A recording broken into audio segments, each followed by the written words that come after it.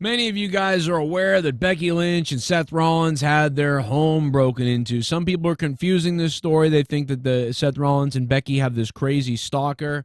Yeah, maybe the guy cased the home. Maybe the guy stalked them. We don't know yet if the guy knows who they are or why they were stalked. He could have just been targeting the home randomly. He could have been targeting the couple for a while. We really don't know all the information yet. There's a whole bunch of stories. Why would we want to know all this information, to be honest? But obviously, this is a scary situation because, I mean, the couple's home, I mean, it's the most personal thing to you. Aside from getting assaulted yourself or a family member being physically assaulted, you know, this is this feels like an assault. And it's an invasion of privacy. It's a security breach. It will give you anxiety. It will make you angry. I can only imagine that these two are very, that they're pissed. And quite honestly, dude, they have a kid, and, sometimes they may need to leave the child at home with somebody. And I'm sure this now makes them really worried, you know what I mean, to leave a kid at home with somebody else, a babysitter, a nanny. Now you want to leave the kid with like 3 security guards. And that sucks that you have to feel that way and that you're made to feel that way. And that's really the biggest concern of this whole thing is like the psychological effects of this suck. I mean, they just do. But, I mean, hopefully it's a one-time incident. The person has been apprehended. And quite honestly, I don't know how this will change. This is all personal life stuff. It's nothing that we really have to worry about as wrestling fans or that you have to worry about, you know what I mean, or that any of us need to be, really worrying about that much. It's just we have, we're not going to see anything like this play out on TV or anything like that. But, I mean, it's just an added stress that these two people have. But, hey, they've got money and they're pretty, they're well off. So... but they're human beings, and why somebody earlier was like, "Oh, who cares?" or whatever. Like, what are you talking? Why would you not care, man? Listen, I'm going through a crazy tough time right now. My life is like I'm very terrified. Like, I mean, these people don't have to worry about money. I get it, but you know what? Someday you might actually have a successful business, or you might bust your ass and make a lot of money, or you might invent something, or you might do something, or you might be successful and stable when you're 50 or whatever you are. And would you want this happening to you? Like, no, that's why you don't root against this happening to anybody. It doesn't matter, like, what status people are. Like, I mean, you don't want this happening to anybody because your potential to become successful or to be more successful than you are is there, and you don't want that happening to you. So you don't want anybody dealing with this. You know what I mean? I don't understand why people would wish that on people. But anyway, let's let some AI co-hosts take over some of the story to give you some more of those details. I'm Joe Cronin. This is the Joe Cronin Show. Hope you guys subscribe, but stand by for more on this story. Breaking news. Okay, so let's get into the core details. The victims, as we said, Seth Rollins, Becky Lynch, WWE superstars, married couple. And this happened at their house down in Playa Del Rey, Los Angeles. Right, here in Southern California. Yeah. Yep. And the LAPD, they got the call around 2:3 in the morning Pacific time. That was Tuesday, July 8th. But here's the kicker, and this is what the sources really zero in on. The break-in didn't happen when they were sleeping or anything. It looks like it happened while they were gone. Gone for about a week, actually. Mm-hmm. Specifically, it seemed to have happened Monday, July 7th. And why were they gone? Because they were literally on live TV for WWE Raw, clear across the country in Providence, Rhode Island. And that's really fascinating, isn't it? That exact convergence, their job, which is so public, demands they be somewhere else very publicly. Yeah. And that creates this window. It's a perfect, almost textbook example of how that high visibility they need for their careers. Well, it can unintentionally become a major security risk. Yeah, real vulnerability. So speaking of that opportunity, how did the burglars actually get in?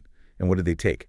The how seems pretty straightforward, maybe even a bit crude. One source mentions a rear glass door was shattered. Another one's a bit more specific, saying they smashed through a sliding back door.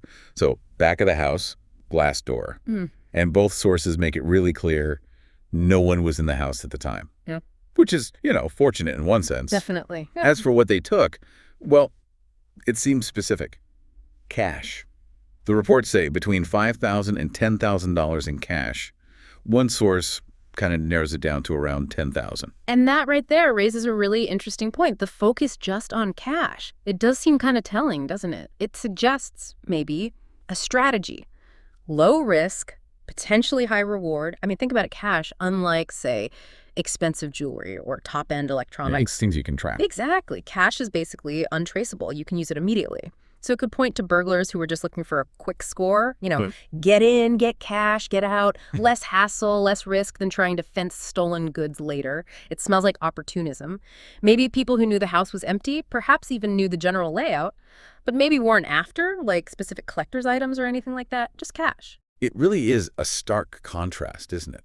I mean, these are individuals whose whole public image, their job, is built on strength, control, being literally unbeatable in the wrestling ring. And yet, their home, their private space, it gets hit by something as basic as a smashed door. And if we look at the bigger picture here, the sources remind us Seth Rollins and Becky Lynch, they're not just WWE stars. They're married. They have a young daughter, Rue, born in 2020, got married in 21. They're described as constants in the WWE main event scene, which basically means their lives are incredibly public, their schedules are intense, often mapped out way in advance. And that's such a critical piece of this, that public schedule. I mean, Yeah. the specifics of their wrestling storylines, like Rollins' new group with Paul Heyman and Braun Breaker, or his win on Raw, or Becky Lynch defending her title soon at that Evolution 2 event.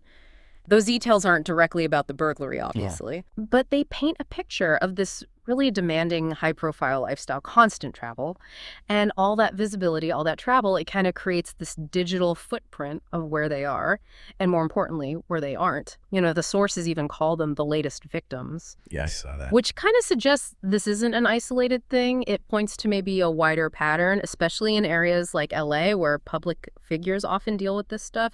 Oh, and it's also probably worth mentioning the fact that neither Rollins nor Lynch has said anything publicly about this. That's totally standard procedure. While the police are still investigating, victims usually stay quiet to avoid messing up the investigation.